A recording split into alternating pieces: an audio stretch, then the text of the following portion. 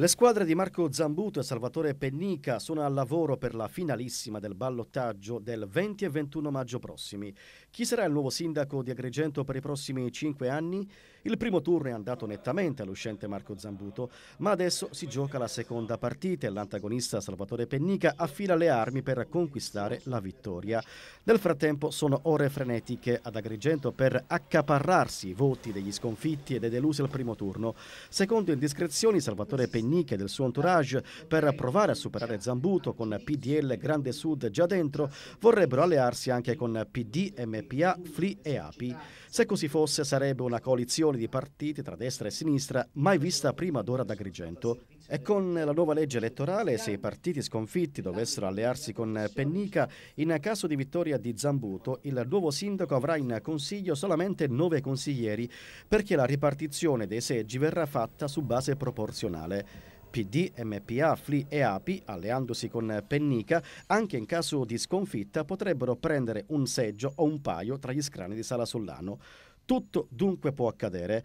In provincia a Bivona Giovanni Panepinto sarà ancora sindaco per altri 5 anni. Il suo obiettivo è quello di rafforzare l'economia attraverso la promozione del turismo e dell'agroalimentare. Gli assessori della sua giunta sono Mirko Cinà, dipendente dell'ASP 1 di Agrigento, Vincenzo Balsamo, dipendente regionale presso la Dica Castello, e Giuseppe Noto Castagnino, odontoiatra di Bivona. La sinistra torna a governare Raffadali con il parlamentare del PD Giacomo Di Benedetto, eletto sindaco anche grazie ai voti dell'UDC, MPA, Comunisti Italiani e FLI.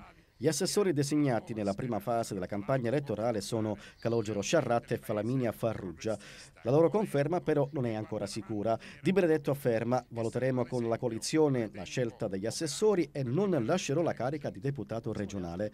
Nel frattempo a Villafranca Sicola il neosindaco Domenico Balsamo ha scelto il suo vice Luigi Campo. Gli altri assessori sono Maria Immormino, Alfonso Gagliano e Marco Latinio. È già al lavoro anche il nuovo sindaco di Santa Margherita di Belice, Franco Valenti. Il vice sindaco è Leonardo Ventimiglia. Vi è anche un assessore donna, Vita Monreale. Nuccio Sapia a Casteltermini è ancora sindaco e promette il massimo impegno per rilanciare il paese. Il Partito Democratico con il neosindaco Gianni Picone governerà Campobello di Licata. Gli assessori già indicati sono Calogero Lombardo del PD e Vito Terrana dell'MPA. Quest'ultimo però è assessore provinciale e quindi dovrà scegliere quale carica ricoprire. Nei prossimi giorni saranno nominati gli altri 2 assessori. Ad Aragona il neosindaco Salvatore Parello avrà al suo fianco in aggiunta Raimondo Buscemi, Raimondo Cipolla, Salvatore Rotolo e un assessore donna che sarà nominata prossimamente. Sindaco donna a Lampedusa, l'ambientalista Giusy Nicolini, che promette subito di mettere in sicurezza l'isola sul fronte degli sbarchi. A Sciacca il nuovo sindaco Fabrizio Di Paola è impegnato a completare la squadra di governo. Gli assessori nominati sono al momento 5: Calogero Bono del PDL, Salvatore Monte di Uniti per Sciacca, Vincenzo Porrello di Cantiere Popolare, Silvio Caracappa di Grande Sud e l'insegnante Daniela Campione. Calogero Bono però dovrebbe lasciare l'amministrazione per divenire il nuovo presidente del Consiglio Comunale di Sciacca. La lista Patto del Sud, nel frattempo, rivendica un altro assessorato e chiede la nomina di Ezio Di Prima.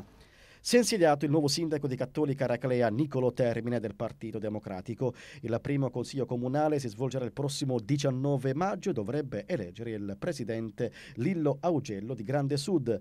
Gli assessori già nominati sono Michele Spezio e Laila Bassi. Infine Montallegro è l'ingresso in municipio del primo cittadino Pietro Baio, segretario della CGIL del paese. Tra gli eletti in consiglio 2 ex sindaci, Andrea Iati e Leonardo Siggia. Poi una sola donna consigliere, Marilena Ferraro, 20 anni, del PD.